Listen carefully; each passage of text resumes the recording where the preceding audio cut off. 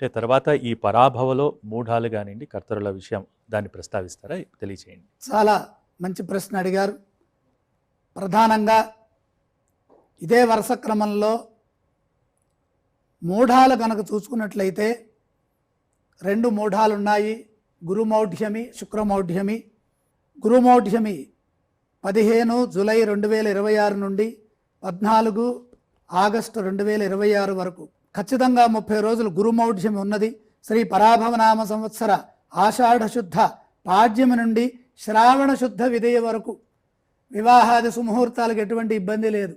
ఆషాఢ మాసం ఎట్లాగో శూన్యమాసం, శూన్యమాసంలోనే గురుమౌఢ్యం కూడా కలిసిపోయింది. చూడండి, ఆయన రాజు అవటం వల్ల ఆయన కూడా ఎవరికి ఇబ్బంది కలగకుండా పాలన చేస్తున్నారు. శుక్రమౌఢ్యమి 19 అక్టోబర్ 2026 నుండి 29 అక్టోబర్ 2026 వరకు కేవలం 10 అంటే 10 రోజులు మాత్రమే ఉంది.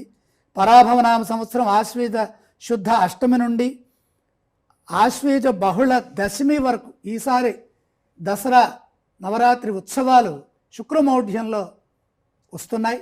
జాగ్రత్తగా భక్తి శ్రద్ధలతో అమ్మవారిని ఆరాధించడం మంచిది. ఇక వాస్తుకర్తరి ఎప్పటిలాగానే వాస్తుకర్తరి మాత్రం ఎప్పుడు అలాగే వస్తుంది. వాస్తుకర్తరి ఒకటి, ఎందుకంటే అది సూర్య భగవానుడి యొక్క సంచారాన్ని బట్టి ఉంటుంది.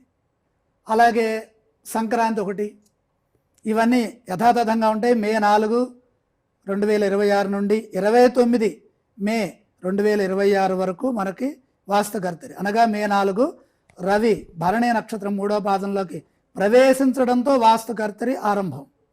అలాగే 29 మే 2026 రవి రోహిణి నక్షత్రం 2వ పాదంలోకి ప్రవేశించడంతో వాస్తుకర్తరి పరిసమాప్తం అవుతుంది. ఈ విధంగా తర్వాత ఆర్ద్రా నక్షత్ర ప్రవేశము జూన్ 22, 2026 ఆర్ద్రా నక్షత్ర ప్రవేశం చేస్తున్నారు. నిజ జ్యేష్ఠ శుద్ధ నవమి నాడు ఆర్ద్రా నక్షత్ర ప్రవేశం చేయటం వల్ల సుభిక్షమైన సువృష్టి, అంటే మేఘాలు గర్భధారణ ఎప్పుడు చేస్తాయి, ఎలా జరుగుతుంది, వాటి యొక్క ఫలాలు ఎలా ఉంటాయి, దాని నుంచి వచ్చేటటువంటి పరిణామాలు ఈ ఆర్ద్రా నక్షత్ర ప్రవేశం